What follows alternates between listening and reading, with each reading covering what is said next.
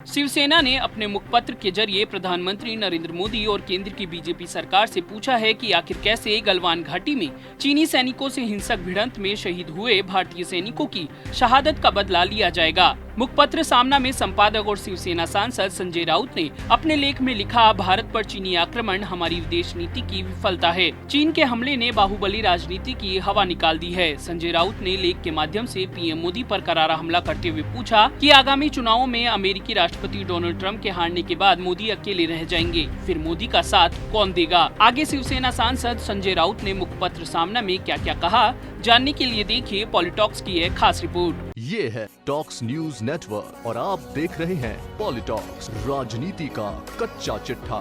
सामना के रविवारीय संपादकीय में संजय राउत ने प्रधानमंत्री नरेंद्र मोदी पर निशाना साधते हुए लिखा कि भारत की सीमावर्ती क्षेत्र अब कॉन्फ्लिक्ट जोन है। सभी पड़ोसी चीन के साथ जा रहे हैं। भारत पर चीनी आक्रमण हमारी विदेश नीति की विफलता है।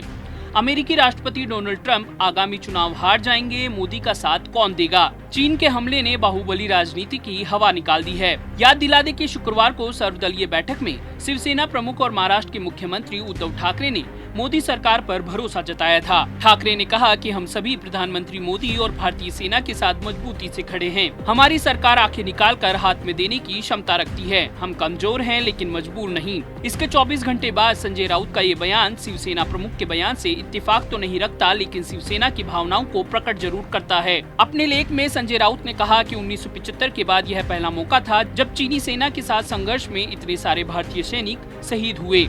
हम कैसे बदला लेंगे। उन्होंने पूछा कि क्या सर्जिकल स्ट्राइक केवल पाकिस्तान के लिए थी। आगे शिवसेना नेता ने कहा कि बीजेपी अब यह कहने की स्थिति में नहीं है कि नेहरू ने 1962 में चीन के साथ गड़बड़ी की थी। अमेरिका के साथ सहानुभूति से भारत को चीन जैसे तटस्थ देश को लेकर कीमत चुकानी पड़ रही है। अब नेपाल जैसा देश चीन के इशारे पर भारत की आलोचना कर रहा है। अब भारत अकेला रह गया है। ऐसे समय में पीएम मोदी को चीनी सामान पर प्रतिबंध लगाने के लिए कहना चाहिए, लेकिन भारत का चीन के साथ व्यापार जारी है। संपादकीय में ये भी लिखा गया कि राष्ट्र मोदी के साथ खड़ा है, लेकिन क्या मोदी राष्ट्र की बात सुनेंगे। संपादकीय के अंत में चीन के प्रति अपने मन के भावों को व्यक्त करते हुए संजय राउत ने लिखा, जब बराक ओबामा 55 साल के लंबे विवाद के बाद बतौर अमेरिकी राष्ट्रपति क्यूबा गए थे, तब क्यूबा के पूर्व प्रधानमंत्री फिदेल कास्त्रो ने कहा था कि क्यूबाई लोगों के लिए ओबामा का नया प्यार दिल का दौरा दे सकता है। शी जिनपिंग की भारत यात्रा भी कुछ ऐसी ही थी, क्योंकि यह विश्वास करना कठिन था कि चीनी भारत के मित्र हो सकते हैं। अब ऐसा देखने को मिल रहा है।